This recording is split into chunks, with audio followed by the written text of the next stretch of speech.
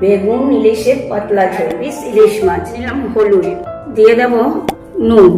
এটা আমি হলুদ নুনটা মাখিয়ে 10 মিনিট রেখে দেবো। একটু কাঁচা লঙ্কা বাটা আর দেবো, জল দিয়ে এটা মিশিয়ে নেব।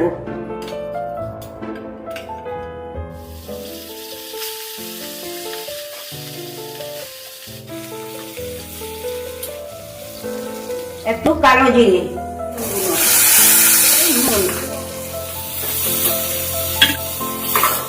বেগুন আমার ভাজা হয়ে গিয়েছে। এবার আমার তৈরি করে রাখা মশলাটা এর ভেতর দিয়ে নেব।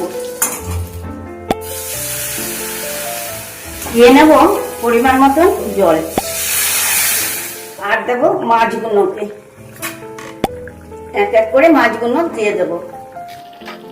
মাত্র 5 মিনিটেই হয়ে যায় বেগুন ইলিশের পাতলা ঝোল।